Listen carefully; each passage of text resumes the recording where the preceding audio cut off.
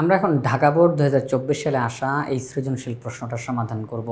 আমরা সৃজনশীল প্রশ্নটার শুরুতেই একটা কিউআর কোড দেখতে পাচ্ছি। এই কিউআর কোডটা স্ক্যান করলে আপনারা এই সৃজনশীল প্রশ্নটির সমাধান এর ভিডিও দেখতে পাবেন। আমাদের ইজি ম্যাথ বইয়ের প্রত্যেকটা অঙ্কের পাশেই এরকম কিউআর কোড দেওয়া থাকবে, যেটি স্ক্যান করা মাত্রই আপনারা ওই অঙ্কটার সমাধানের ভিডিও দেখতে পাবেন। আশা করি আপনারা অনেক বেশি উপকৃত হবেন। তাই আশা করব আপনারা ইজি ম্যাথ বইটি সবাই সংগ্রহ করে ফেলবেন ইনশাআল্লাহ। তো আমাদের এই সৃজনশীল প্রশ্নটার উদ্দীপকে কিছু তথ্য দেওয়া রয়েছে। সেটা হচ্ছে প্রথমেই দেওয়া আছে সার্বিক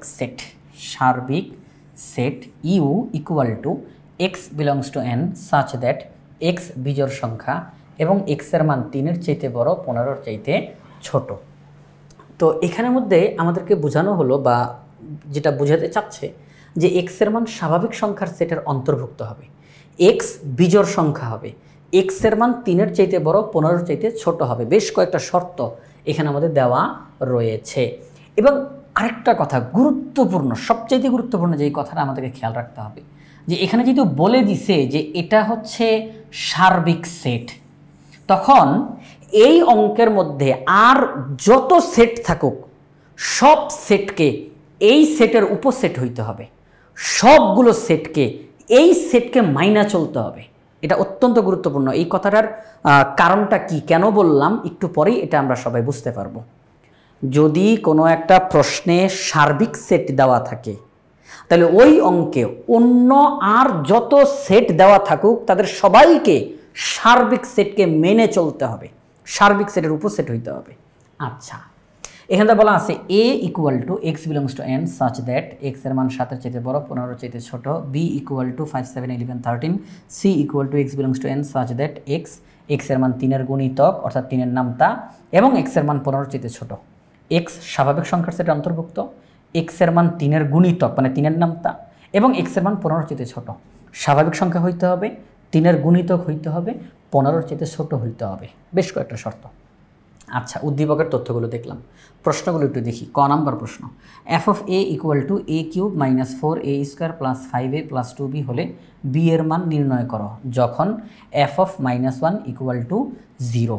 তো আমাদেরকে এখানের মধ্যে বলতেছে যে এ এর জায়গাতে -1 বসাও, এফ অফ -1 এ এর জায়গাতে -1 বসাও এবং -1 বসাইলে সম্পূর্ণটার মান 0 হবে। এটা বলে দিচ্ছে তারা, আমরা বলি নাই। এ এর জায়গায় -1 বসাইলে এই পুরাটার রেজাল্ট 0 হবে।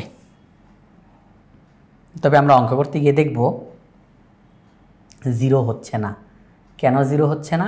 কারণ সেখানে বি এটা রয়ে যাবে। বি এর মান আমরা জানি না। আমাদের প্রশ্নে বলছে ওই বি এর মান তোমরা খুঁজে বের করো, ওই বি এর মান খুঁজে বের করো। তোমরা তো এ এর জায়গাতে -1 বসাইয়া দিবা, এ এর জায়গায় -1 এ দেখলেই -1 বসাই দিবা, কিন্তু বি এর মান তো বলা নাই। তো এখানে একটা আমাদেরকে সহযোগিতা করছে যে এ এর মান -1 বসানোর ফলে পুরাটার মান 0 হবে, এই কথাটা বলে দিয়ে আমাদেরকে উপকার করছে তারা। এই পুরাটার মান 0। তো আমি দেখবো না 0 হচ্ছে না, কিন্তু আমি মাথার মধ্যে রাখবো যে প্রশ্নে তো বলা আছে 0 হবে। আমি দেখবো 0 হচ্ছে না, কিন্তু প্রশ্নে বলা আছে 0 হবে।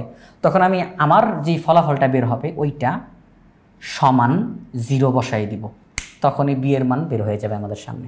একদম ইজি একটা অঙ্ক। খ নাম্বার প্রশ্ন, এ প্রাইম ইউনিয়ন বি বাদ সি নির্ণয় করো। গ নাম্বার, পি অফ বি নির্ণয় করো, তারপরে দেখাও যে পি অফ বি এর উপাদান 2n কে সমর্থন করে, যেখানে n দ্বারা বি এর উপাদান সংখ্যাকে বোঝানো হবে। তো চলেন আমরা এখন আগে ক নাম্বার প্রশ্নটা সলভ করি। এফ অফ এ বলতে যেটা দেওয়া আছে সেটা আমরা লিখলাম। এবার এফ অফ -1 নির্ণয় করব। ঠিক এ এর জায়গাতে -1, যেখানে যেখানে এ আছে -1 বসবে। -1 হোল কিউব, -1 স্কোয়ার, -1 বসাই দিলাম। বি এর মান জানি না, পুরোটা ক্যালকুলেশন করলাম, রেজাল্ট আসলো -10 প্লাস 2b। এই তো আমরা এ এর জায়গায় -1 বসাইলাম, কিন্তু পুরাটার রেজাল্ট 0 আসলো না। রেজাল্ট কি আসছে? -10 plus 2b। F of -1 equal to -10 plus 2b, কিন্তু প্রশ্নে বলা ছিল এফ অফ -1 ইকুয়াল টু 0। তাহলে আমরা বলবো এফ অফ -1 দ্বারা আমরা পেয়েছি -10 প্লাস 2b, প্রশ্নে বলা আছে 0। তাহলে আমাদের ফলাফল আর প্রশ্নের ফলাফল আমরা মাঝখানে সমান চিহ্ন দিলাম, তাহলে একটা ব্যালেন্স হয়ে যাবে যে f(-1) দ্বারা আমাদের এই রেজাল্ট আসছে, আর প্রশ্ন দ্বারা f(-1) = 0, তাহলে এইটা সমান 0 আমরা লিখলাম। এবার ক্যালকুলেশন করলে বি এর মান চলে আসছে, একদম ইজি অঙ্ক। তাহলে বি এর মান যে 5 বের হয়েছে, একটু আপনারা খেয়াল করেন, বি এর মান যে 5 বের হয়েছে, আমরা যদি এখান থেকে বি এর মান 5 বসাই তাহলে টোটালটার রেজাল্ট 0 হয়ে যাবে। আমরা এখানে বি এর মান যদি 5 বসাই তাহলে 5 দুগুণে 10, তাহলে -10 + 10, তাহলে 0। দেখছেন, -10 + 10 = 0, অর্থাৎ বি এর মান যদি 5 বসানো হয় তাহলে টোটালটার রেজাল্ট 0 হয়ে যাবে। আমাদের কাছে এটাই তারা জানতে চাইছে যে এ এর মান -1 বসানোর ফলে পুরাটার রেজাল্ট 0 হবে, তবে বি এর মান কত হইলে 0 হবে? আমরা দেখলাম বি এর মান যদি 5 হয় তাহলে পুরাটার মান 0 হবে। তাহলে এই হচ্ছে আমাদের ক নাম্বার প্রশ্নটার সমাধান। এবার আসেন আমরা খ নাম্বার প্রশ্নের সমাধানে যাই। খ নাম্বার প্রশ্নে বলছে এ প্রাইম ইউনিয়ন বি বাদ সি নির্ণয় করো। তো এখানের মধ্যে আগে তো এ প্রাইম বের করা দরকার, তারপরে বি বাদ সি বের করা দরকার, তারপরে পুরো জিনিসটাকে বসাই দিয়ে রেজাল্ট বের করব। এটার মান বের করতে হলে আমাকে ধারাবাহিকভাবে সামনে আগাইতে হবে। প্রথমে এ বের করতে হবে, আমি তো এ এখনও বের করি নাই। প্রথমে এ বের করতে হবে, আমি একটু ধাপগুলো লিখি। প্রথমে এ বের করতে হবে। আচ্ছা, আমি তো ইউও তো বের করি নাই, তাহলে আমাদেরকে সর্বপ্রথম ইউ বের করতে হবে, সর্বপ্রথম ইউ। আচ্ছা, ইউ বের করব, তারপরে এ বের করব, তারপরে ইউ মাইনাস এ বের করব। বলবেন ইউ মাইনাস এ মানে কি? ইউ মাইনাস এ মানে হলো এ প্রাইম, এ প্রাইম মানে হলো ইউ মাইনাস এ। তারপরে বি বাদ সি বের করব, বি বাদ সি। আচ্ছা, সি তো বের করা বাকি আছে, সি বের করা বাকি আছে, তাহলে সি বের করেন, সি বের করব। তারপরে আমরা বি বাদ সি লিখব, বি বাদ সি। এই ধাপগুলো আমাদেরকে মানতে হবে।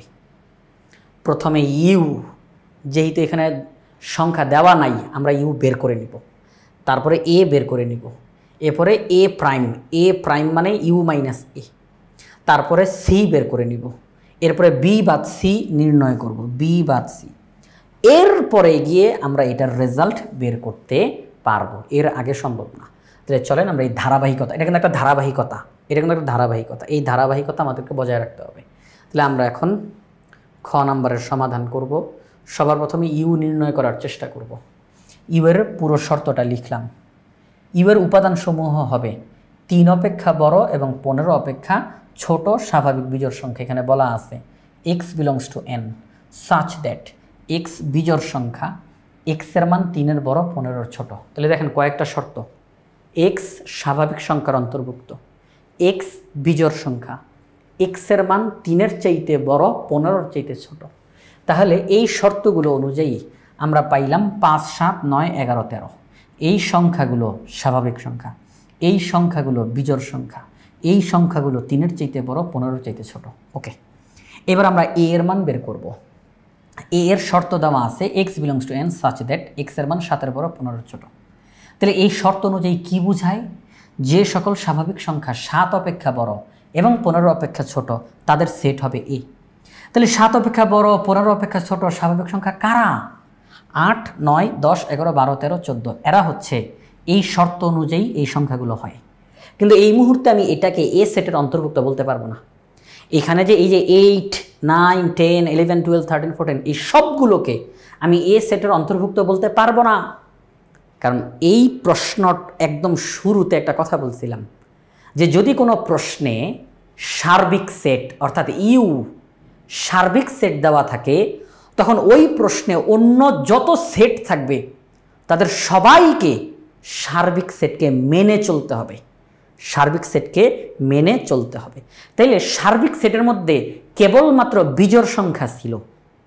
তাহলে আমি কোনোভাবেই আমি এ সেটের ভিতরে জোড় সংখ্যা রাখতে পারবো না, আমাকে বিজোড় সংখ্যা রাখতে হবে। আমি কোনোভাবেই জোড় সংখ্যা রাখতে পারবো না।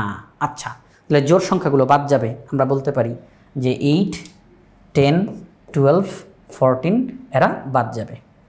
দ্বিতীয়ত আমাদেরকে বলা হয়েছে যে ওই যে ইউ 3 এর চাইতে বড় 15 এর চাইতে ছোট। তাহলে 3 এর চাইতে বড়, বাকিরা তো 3 এর চাইতে বড়, হ্যাঁ 15 এর চাইতে ছোট, হ্যাঁ ওকে ফাইন। তাহলে আমরা সেই ক্ষেত্রে এখানের মধ্যে লিখতে পারি যে অতএব এ ইকুয়াল টু 9, 11, 13 এরা হচ্ছে রেজাল্ট, বাকিরা ইউ এর অন্তর্ভুক্ত না, এই জন্য তারা বাদ, তাদেরকে নেওয়া যাবে না। তাহলে এ সেট আমরা পাইলাম। এবার আসেন বি সেট নির্ণয় করব। বি সেটের উপাদানগুলো আমাদের প্রশ্নেই দেওয়া ছিল, বি সেটের উপাদানগুলো প্রশ্নেই দেওয়া ছিল, এই জন্য এখানে কিছু করতে হবে না।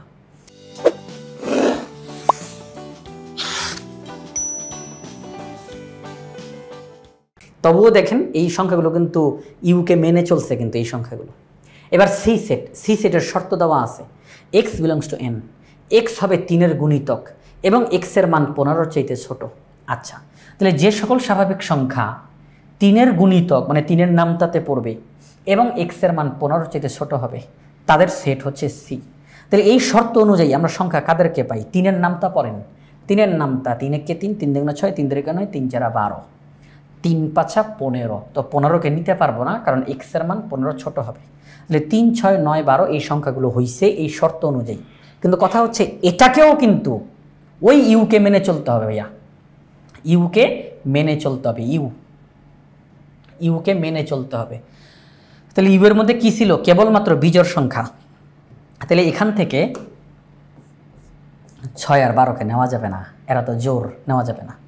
তাইলে 3-এর চাইতে বড়, 15-র চাইতে ছোট বিজোড় সংখ্যা, মানে ইউ এর কথা বলতেছি, ইউ এর কথা, ওই শর্ত মেনে আমাকে এখানে বসাইতে হবে। তাহলে 3 আর 9 এই দুইটা উপাদানকে আমরা নিতে পারি, বাকিদেরকে আচ্ছা 3কে নিতে পারবো, এখানে তো 3কে নিতে পারবো না, কারণ আমাদের ইউ এর ভিতরে 3-এর চাইতে বড় হইতে বলছে, ইউ এক্সের মান 3-এর চাইতে বড়। তাইলে ইউ এর মধ্যে যেহেতু 3 নাই, তাহলে আমি এখান থেকে 3কেও নিতে পারবো না, ঠিক আছে, 3কেও নিতে পারবো না, শর্ত মানে নাই। তাহলে কেবলমাত্র 9কে নেওয়া যাবে। দেখেন সি এর ভিতরে যেই শর্ত দেওয়া আছে সেই শর্ত অনুযায়ী আমরা বেশ কয়েকটা সংখ্যা পাইছি, 3, 6, 9, 12, কিন্তু এই সংখ্যাগুলো ইউকে মানে কিনা সেটা দেখতে হবে। আমরা দেখলাম এই সংখ্যাগুলো ইউকে মানার ক্ষেত্রে কেবলমাত্র 9 মানছে, বাকিরা ইউকে মানে নাই, বাদ। তাহলে সেই ক্ষেত্রে আমরা সি ইকুয়াল টু কেবলমাত্র 9কে বলতে পারি। ওকে, বের করা হয়ে গেল। তাহলে এ বি সি সব আমরা জানি এখন। হ্যাঁ, এখন আমরা নর্মালি অঙ্ক সামনের দিকে আগায় যাব। এ প্রাইম মানে হলো ইউ বাদ এ, মানে ইউ মাইনাস এ, ইউ থেকে এ কে পুরোপুরি বাদ দিতে হবে, এটাকে বলা হয় এ প্রাইম। তাহলে ইউকে লিখলাম, বাদ চিহ্ন দিলাম, এই যে বাদ, তারপরে এ কে লিখলাম। আচ্ছা, বাদ দেওয়া মানে কি? বাদ দেওয়া মানে হলো এই সেটটা পুরোপুরিভাবে বাদ যাবে এবং এই সেটের যেই উপাদানের সাথে এই সেটের উপাদান মিলবে তারাও বাদ যাবে। বাদ দেওয়ার ক্ষেত্রে দ্বিতীয়তে যেই সেটটা লিখি সেটা পুরোপুরিভাবে বাদ এবং তার উপাদানগুলোর সাথে এই সেটের যেই উপাদানগুলো মিলবে তারাও বাদ। 9, 9 বাদ, 11, 11 বাদ, 13, 13 বাদ। তাহলে প্রথম সেটে কারা বাকি রইল? দ্বিতীয় সেট না, প্রথম সেটে কারা বাকি রইল? 5 আর 7। তাহলে এ প্রাইম মানে হলো 5 আর 7, এ প্রাইম মানে হলো 5,7। ওকে, এবার বি বাদ সি নির্ণয় করি। আমাদের প্রশ্নের সমাধান করার জন্য সবগুলো আমরা করে নিতেছি। বি বাদ সি, বলবেন বি বাদ সি কোথা থেকে আসলো? আবার বি বাদ সি আসলো আমাদের এই যে এইখানের মধ্যে বলা আছে বি বাদ সি, ধারাবাহিকতা বলছিলাম। তাহলে বি বাদ সি নির্ণয় করবো আমরা এখন। তাহলে বি বাদ সি, তাহলে বি থেকে সিকে বাদ, বি থেকে সিকে বাদ, তাহলে সিকে বাদ মানে সি পুরোপুরি বাদ এবং সি এর উপাদানের সাথে কি এখানে কোনো উপাদান মিললে সেও বাদ যাবে না, ওই 9-এর সাথে এখানে কেউ মিলে না। তাহলে আমরা বলতে পারি 5, 7, 11, 13 এটা হচ্ছে বি বাদ সি। তাহলে আমরা এগুলো নির্ণয় করে ফেললাম, ঠিক আছে, এগুলো আমরা নির্ণয় করে ফেললাম। এ প্রাইম নির্ণয় করা শেষ, বি বাদ সি নির্ণয় করা শেষ। এখন আমাদেরকে যেই প্রশ্নটা দেওয়া হয়েছিল আমরা সেই প্রশ্নটার অ্যান্সার বের করব। আমাদেরকে বলা হয়েছে তোমরা নির্ণয় করো এ প্রাইম ইউনিয়ন বি বাদ সি, এ প্রাইম ইউনিয়ন বি বাদ সি। তাহলে এ প্রাইম তার রেজাল্ট লিখলাম, ইউনিয়ন বি বাদ সি তার রেজাল্ট লিখলাম। আচ্ছা, ইউনিয়ন মানে কি? কাউকে বাদ দেওয়া যাবে নাকি সবাইকে নিতে হবে? সবাইকে নিতে হবে। তাহলে আমরা সবাইকে নিব, কাউকে বাদ দিব না, সবাইকে নিব। 5, 7, 11, 13 সবাইকে নিব। তাহলে আমরা বলতে পারি এ প্রাইম ইউনিয়ন বি বাদ সি মানে হলো 5,7,11,13 এটা হচ্ছে অ্যান্সার। আশা করি অঙ্কটা বুঝতে পারছেন।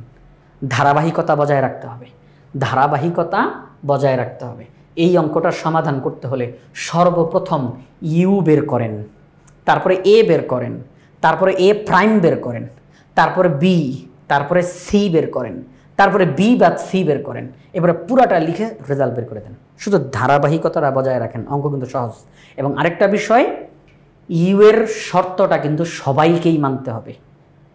আপনি প্রত্যেকটাকে আলাদা আলাদা করে শর্ত অনুযায়ী সংখ্যা লিখলেন, লেখার পরে দেখবেন এই সংখ্যাগুলো ইউকে মানছে নাকি মানে নাই। যারা যারা মানে নাই তারা বাদ, আস্তে করে তাদেরকে বাদ দিয়ে দিবেন, ঠিক আছে? আচ্ছা ঠিক আছে, তাহলে খ নাম্বার শেষ। এবার আমরা গ নাম্বার প্রশ্নটার সমাধান করব। চলেন গ নাম্বারটা করে ফেলি। গ নাম্বারটা সহজ। গ নাম্বারটা বলছে পি অফ বি নির্ণয় করো, অর্থাৎ power set of B, B সেটের পাওয়ার সেট নির্ণয় করো এবং দেখাও যে এই যে পাওয়ার সেট তুমি বের করলা, যতগুলো পাওয়ার সেট বের হইছে, যতগুলো শক্তি সেট বের হইছে, তার উপাদান সংখ্যা 2n কে সমর্থন করে। n মানে হলো বি সেটের মধ্যে উপাদান যে কয়টা আছে সেটা। অঙ্কটা সহজ আছে, আমরা সমাধান করে ফেলি। চলেন গ নাম্বার অঙ্কটা আমরা বি সেটকে লিখলাম। হ্যাঁ, বি সেটকে আমরা লিখলাম। বি সেটকে লেখার পরে পাওয়ার সেট অফ বি কীভাবে করে নির্ণয় করতে হয়? বি সেটের মধ্যে উপাদান আছে 4টা, তাহলে আমি 4টা উপাদানকে লিখে ফেলবো। এবার আমি 3টা করে লিখতে থাকবো। যখন লেখা শেষ 2টা করে লিখতে থাকবো। যখন লেখা শেষ 1টা করে লিখতে থাকবো। যখন লেখা শেষ তখন ফাঁকা সেট দিয়ে দিব। তাহলে আমার এটা শক্তি সেট নির্ণয় হয়ে যাবে। প্রথমেও একটা সেকেন্ড ব্র্যাকেট, লাস্টেও একটা সেকেন্ড ব্র্যাকেট দিতে হবে। এটাই কিন্তু শক্তি সেটের মূল বৈশিষ্ট্য। কারণ উপসেট আর শক্তি সেটের মধ্যে একটাই তফাৎ, প্রথমেও সেকেন্ড ব্র্যাকেট, লাস্টেও সেকেন্ড ব্র্যাকেট। আচ্ছা, তাহলে 4টা উপাদান তাকে লিখলাম। এবার আমরা বলতে পারি 5, 7, 11। আচ্ছা, 5, 7, 13, 5, 11, 13। তারপরে হচ্ছে 5 দিয়ে লেখা শেষ। এবার 7, 11, 13। ওকে, শেষ, আর লেখা যাবে না। আমরা শুধু সামনে আগাইতে থাকবো। 3টা করে উপাদান লেখা শেষ। এবার আবার শুরু থেকে ধীরে করে লিখব। 5, 7, 5, 11, 5, 13। ওই যে কার্তেশীয় গুণতে যেমন একটা সিরিয়াল মেনটেন করতাম, ওইরকম সিরিয়াল মেনটেন করব। আচ্ছা, 5 দিয়ে সবাইকে লেখা হয়ে গেছে। 5, 7, 5, 11, 5, 13। 5 দিয়ে লেখা শেষ। 7, 11, 7, 13 লেখা শেষ। এরপরে 11, 13 লেখা শেষ। ধীরে করে শেষ। এবার একটা করে 5, তারপরে 7, 11, 13 একটা করে লেখা শেষ। এবার শুধু ফাঁকা সেট, ওই যে ফাঁকা সেট, শুরুতে সেকেন্ড ব্র্যাকেট, লাস্টে সেকেন্ড ব্র্যাকেট। শক্তি সেট নির্ণয় করা শেষ, পাওয়ার সেট অফ বি নির্ণয় করা শেষ। এবার দেখেন তো পাওয়ার সেটের মধ্যে কয়টা পাওয়ার সেট বের হয়েছে? 1টা, 2টা, 3টা, 4টা, 5টা, 6টা, 7টা, 8টা, 9টা, 10টা, 11টা, 12টা, 13টা, 14টা, 15টা, 16টা। তাহলে আমরা দেখলাম পাওয়ার সেট অফ বি এখানে টোটাল 16টা পাওয়ার সেট নির্ণয় হয়েছে। হ্যাঁ, শক্তি সেটের এখানে উপাদান আমরা পাইলাম 16টা। ঠিক আছে, 16টা। এখন বি সেটের মধ্যে উপাদান কয়টা? বি সেটের মধ্যে উপাদান কয়টা? 1টা, 2টা, 3টা, 4টা। আমরা দেখলাম শক্তি সেটে উপাদান 16টা। 16কে লিখতে পারি 2^4, আর এই 4-এর পরিবর্তে n লিখতে পারি, কারণ প্রশ্নে বলছে বি সেটের উপাদান যেই কয়টা তাকে n দ্বারা প্রকাশ করো। বি সেটের উপাদান যে কয়টা তাকে n দ্বারা প্রকাশ করো। তাহলে আমরা দেখলাম পাওয়ার সেট অফ বি, তার টোটাল উপাদান বের হইল 16টা। 16কে লেখা যায় 2^4, আর 4-এর পরিবর্তে লেখা যায় n, কারণ প্রশ্নে বলছে বি সেটের উপাদান সংখ্যাকে n দ্বারা প্রকাশ করো। তাহলে ওই 4কে n দ্বারা প্রকাশ করলাম। তাহলে এই 16 এটাকে 2^n দ্বারা প্রকাশ করা যায়। তাহলে আমরা বলতে পারি বি এর উপাদান সংখ্যা 4টা, 4 মানে n। পি অফ বি এর উপাদান সংখ্যা 16টা, 16 মানে 2^4, 2^4 মানে 2^n, কারণ ওই 4-এর পরিবর্তে n বসাইলাম। তাহলে পি অফ বি এর উপাদান সংখ্যা 2^n কে সমর্থন করে। আমরা 16কে ভেঙে 2^n আকারে লিখতে পারছি। এই লিখতে পারাটা মানেই হলো সমর্থন করে। ঠিক আছে, যদি এখানে এমন সংখ্যা বের হইতো, পি অফ বি এর উপাদান সংখ্যা এমন একটা সংখ্যা বের হইতো যেটাকে আমি এরকম 2^n দ্বারা প্রকাশ করতে পারতেছি না, তাহলে আমি বলতাম সমর্থন করে না। কিন্তু আমি যেহেতু পি অফ বি এর উপাদান সংখ্যাকে 2^n দ্বারা প্রকাশ করতে পারছি, তার মানে সমর্থন করে। দেখানো হয়ে গেল, যেহেতু প্রশ্নে বলছে দেখাও, তাহলে দেখানো ও হয়ে গেল। তাহলে এই প্রশ্নটা ছিল ঢাকা বোর্ড 2024 সাল। তো ঢাকা বোর্ড 2024-এ আসা এই সৃজনশীল প্রশ্নটা সমাধান করে ফেললাম। আশা করব আপনারা সবাই ইজি ম্যাথ বইটা সংগ্রহ করে ফেলবেন।